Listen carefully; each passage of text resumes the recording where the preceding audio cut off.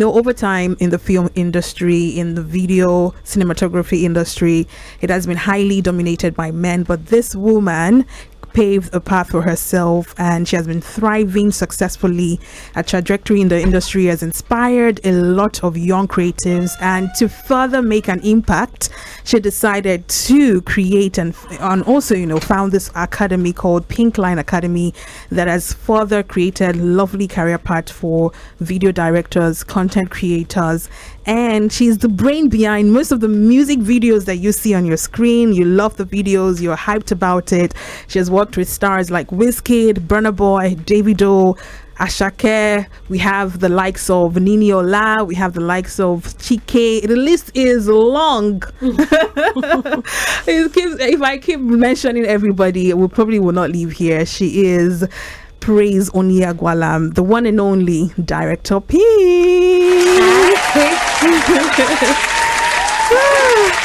Thank you. You're welcome. And you know that your catalog is long. Oh my god. No matter how hard we try to keep mentioning, you probably will be missing out some names, and you've just done a lot. And I'm glad that I can personally tell you this, that we are really, really proud of how you've embodied and you've carried this role, and you're doing well in the industry where people would always say, a woman thrive here? But Director Pink came through and was like, you don't know what's going on. How are you feeling today? I'm good. I'm excited to be here. I'm excited too that you're here, and I know this conversation is going to be really exciting because there's a whole lot to talk about, apart from you being this video director, even you personally as a woman. I mean, it's Women's Month, so we'll just be going here and there about being a woman and stuff. But first thing first, when I first came across the video, I think I can't remember the music video, but at the end of the day I saw your tagline, Director Pink, and in my head I thought you were a man, because most of them are usually, we have TJ Omori, Damitwish, like the list goes on and on. So I was like, why would a man have pink in his name? Because we're always used to getting like video directors as males, so I was like, okay, pink, that's quite catchy. Then I had to go Google search. I'm like, hold up, it's actually a female. So what actually inspired the name Director Pink? Exactly what you just said now. Okay. You thought it was weird for a guy to have pink. Yeah. So I wanted something that when you see it on your TV screens, it's very catchy, and you just you have like a second thought, like, is this a woman, is this a man? Yeah. And you'd actually want to know. So that was like the idea. And speaking from what you've said, I think it worked. It really worked, but how did that come to you, like the name Pink? Why pink? Why didn't you pink blue? Or is it because it's feminine? Exactly. Like, it was just that easy. Like, it was just like the color pink, and I'm like, okay, boys are blue, girls are pink. I'll just go with pink. And it's working really well. Like, there's no way you'd see a video, and once you see Director Pink, you definitely know if you've seen the face, you definitely know that this is the person that created this magic. Well, how about you take us back though? Because in my head I'm like, why video directing, why film making? Because that's a very, like I said earlier, it's highly dominated by men. But why did you decide to go at it and go fully? Because some people, I had a friend who wanted to do like video directing and stuff, but she does it haphazardly and was like, well, let me leave that thing for men. But you actually took the bull by the horn. I'm like, nah, I'm taking this seriously. Why? Okay, so I'll say from the very first time, from even my childhood, like I always relate more with the guys. Okay. So I'm not like I was a tomboy kind of person, so that was like the weird part. I could really, you'd see me, I'm mostly playing with guys, I'm mostly like gisting and yarning with guys. So that was like how the stuff, I used to really relate well with them. Okay. So while starting off and stuff, what I did was I kind of how would I put it, I started from church and stuff, and even while working with the media team in church. While working with the media team in church, then it was actually a woman that kind of inspired me. I saw her doing her stuff, and I really wanted to do what she was doing. So that really pushed me. So while still growing, I was saying I actually tried so many things like graphics design, animations and all, but I feel like I just stumbled on film directing, video directing. It was just something I later then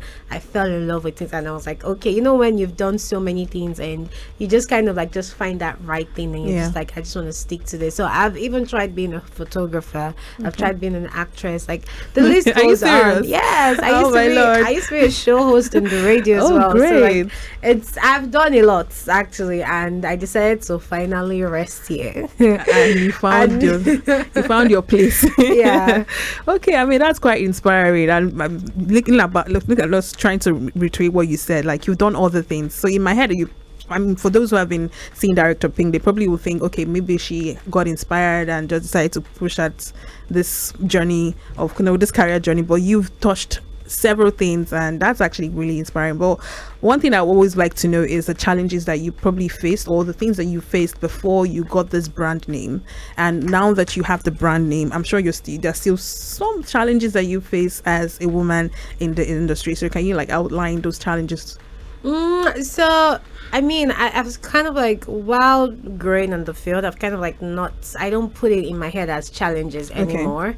Because I still feel like at the end of the day, you still have to be good at your craft for you to get noticed. It doesn't matter if you're a man or a woman. So in terms of, I've got some time where there was a time I was supposed to do a video for a guy, and even on getting there for the meeting, he just kept looking at me weird, like, like, can you do it? Are you sure you can do it? And at the end of the day, they finally went for someone else after wasting my entire time to do like the mood board. The mood board is like the ideation and stuff. I did all that, planned like everything from beginning till when it was getting to the finish line to actually get paid for the job. He literally like just he turned everything down and went for someone else and replicated like almost the similar idea that imagine? I gave. Like that's how crazy it is.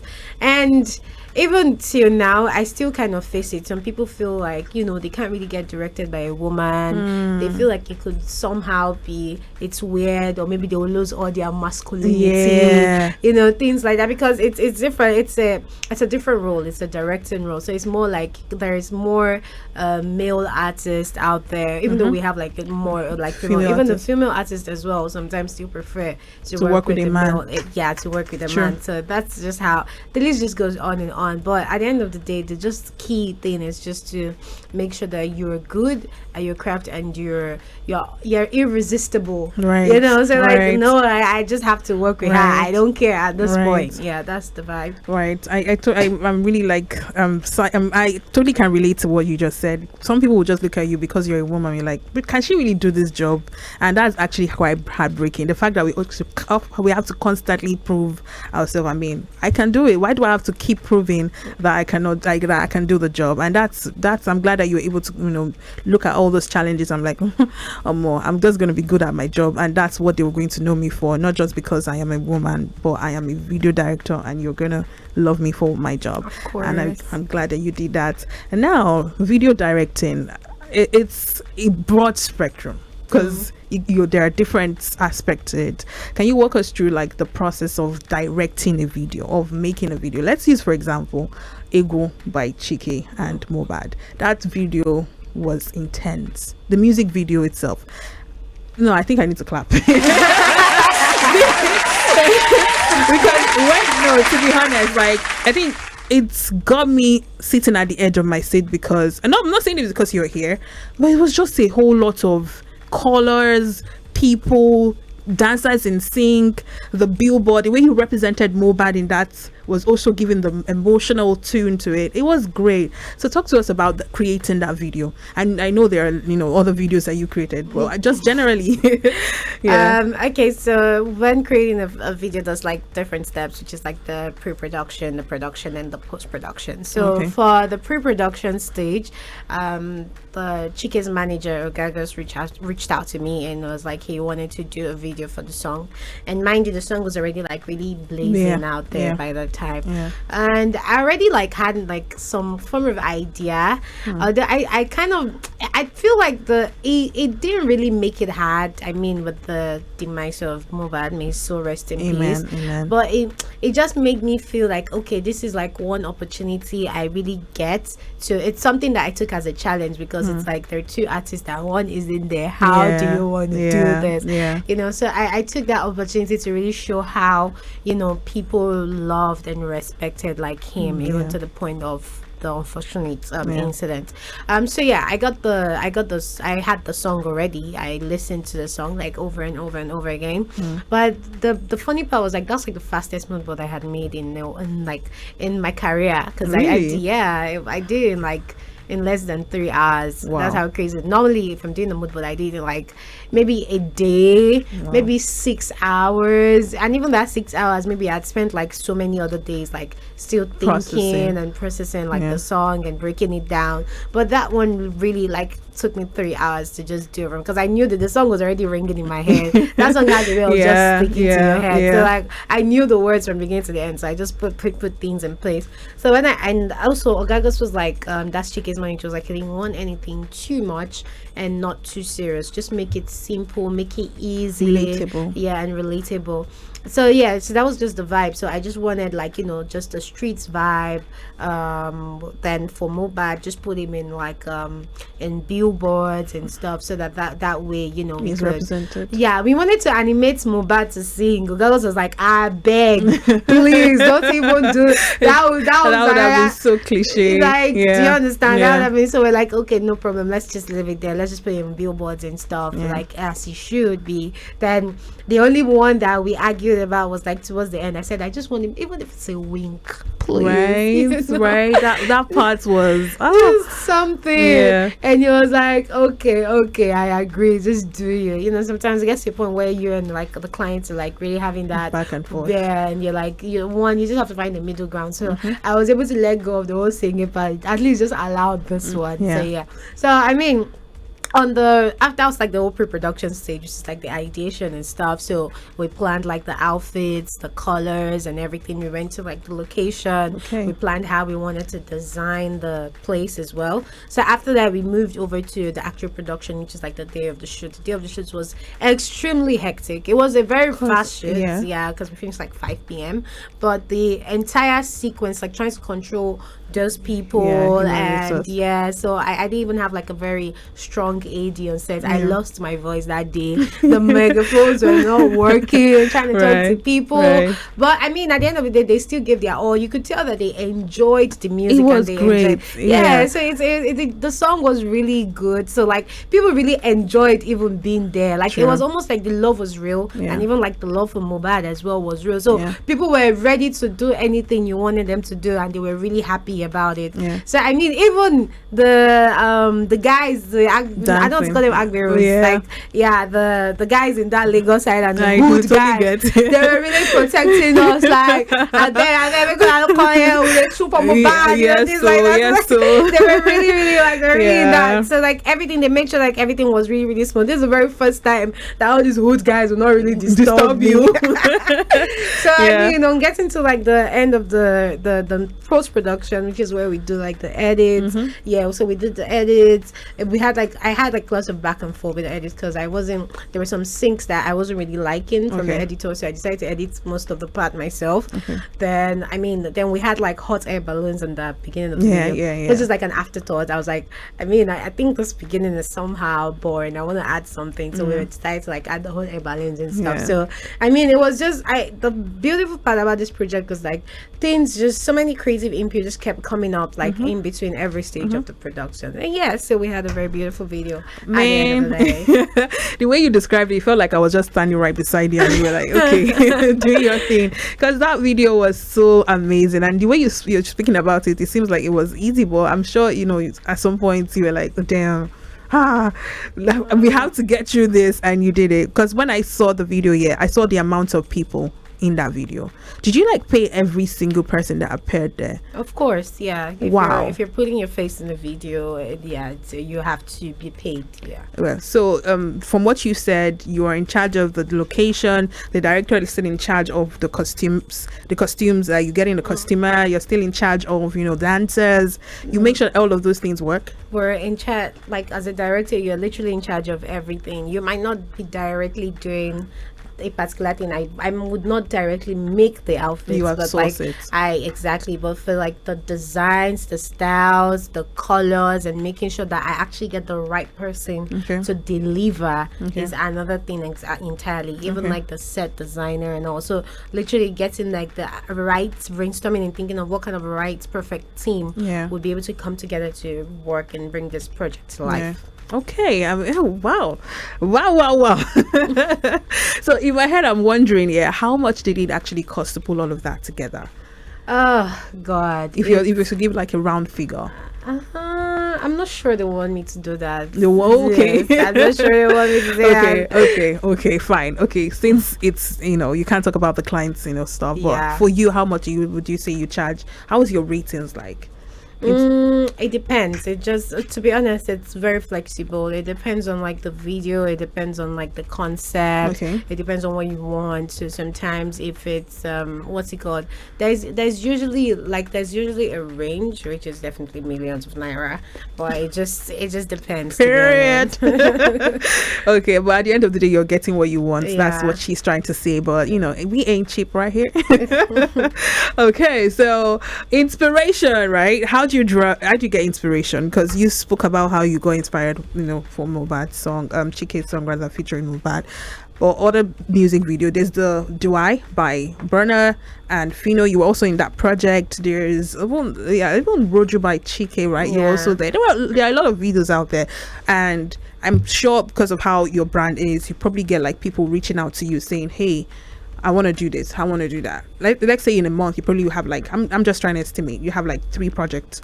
How do you get inspired to do like a mood board, the template, and making it come to life? How do you get inspired? Okay, so the first thing is, my brain is like an idea bank, meaning that like I consume, I see, I eat content. So like anywhere I see anything creative, I take a picture. Anywhere I see like something, if I see even online, Instagram, I see something that is really, I just take a picture. I save it to my boards and stuff. So I have ideas coming from like different places. So when I get a song, it's more like, going, first off, I kind of research about the song, what can I research about the song, research about the artist, and also research about what the video could potentially do to the song. Because at the end of the day, if you're an artist spending the money for the video, you obviously need to some extent push some form of boundaries and make numbers as well that will help the song.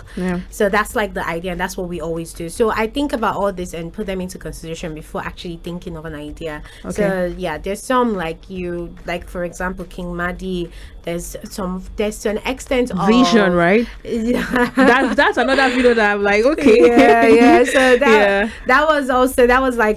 was part of like King Madi co-directed it. And she did a good job.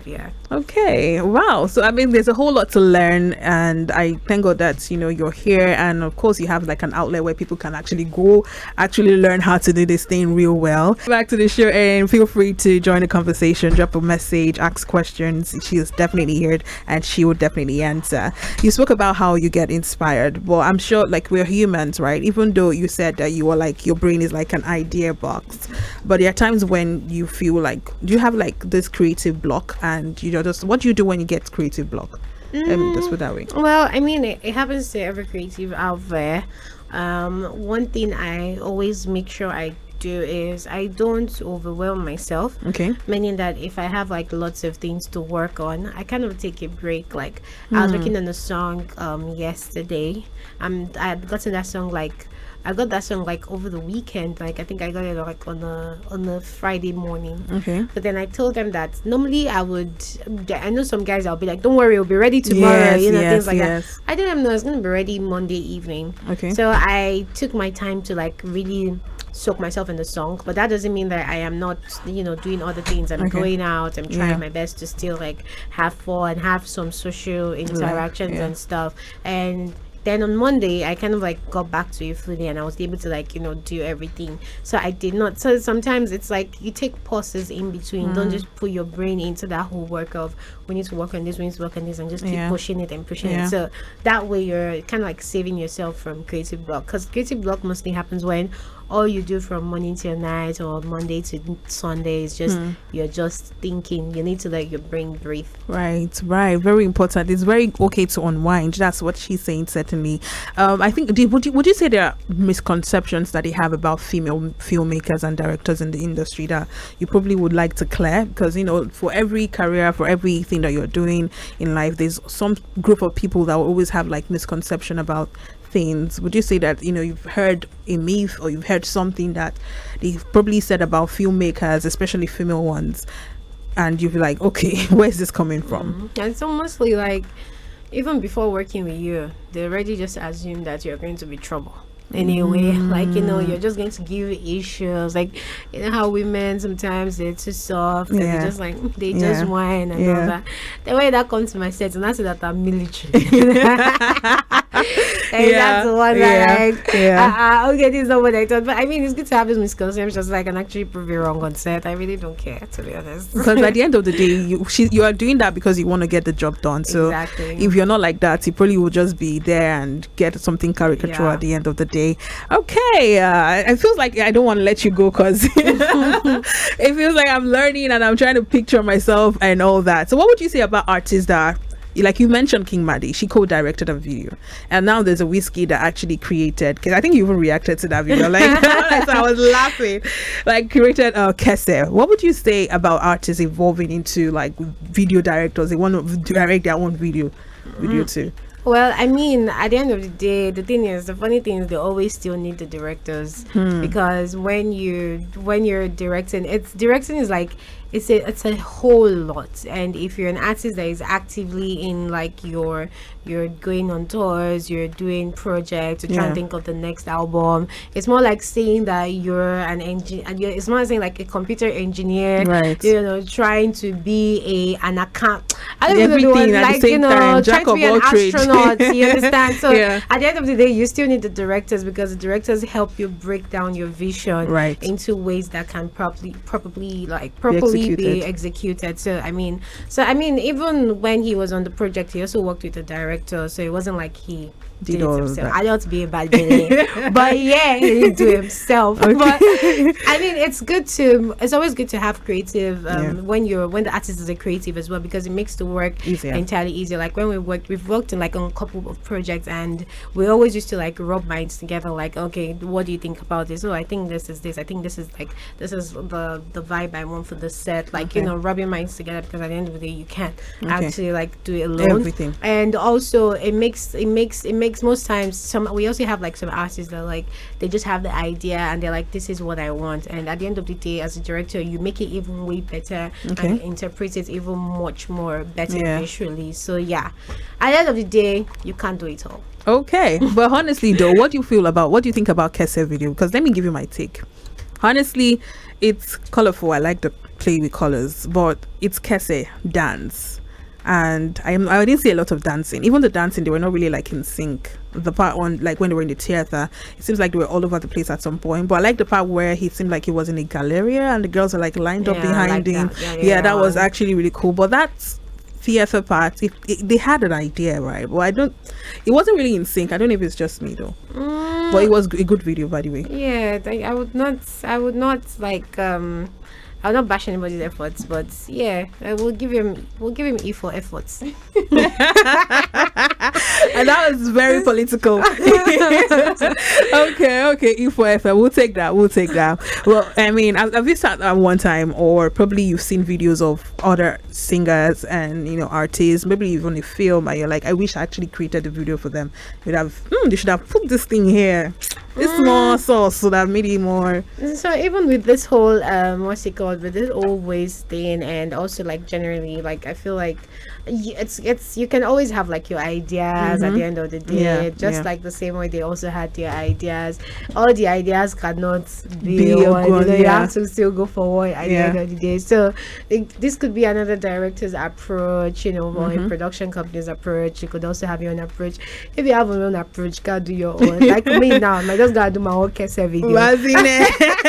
We Yeah, we need it, sis. So yeah, so it's all. I mean, there's no limit to creativity. There's no limit to doing anything you want to do. Yeah. Okay, all right. I like the fact that you're being diplomatic, creating political, but sometimes your idea you're not saying, but it's all good. It's all good. But who do you really want to work with? Do you have like this idol that you're like, I would love to create a video for this artist one day? I always say that you will always be Kendrick Lamar. Ooh. International. Yeah, and there's somebody I've not worked with. I don't know why, but I haven't worked with Thames. Like, I'd love to work with Thames. Oh, yeah, Thames is great too. Yeah. And yeah, I think a director Pink on probably any of the new songs or any song off that album Born in the Wild would make sense that she has not made a video for yet. Thank you so much for coming through. You're I had welcome. such a good time. I wish we had longer time to spend because this is something that a lot of people probably are interested in, and thank God you have like an academy that they can go check out and learn video directing, content creation, not just video, films too. Thank you so much. Yeah. You're doing great, and I'm glad that we had this conversation. Thank you. So we just had a chat with Director Pink, and you can check her out on Instagram at Director Pink, right? _, yeah. _Director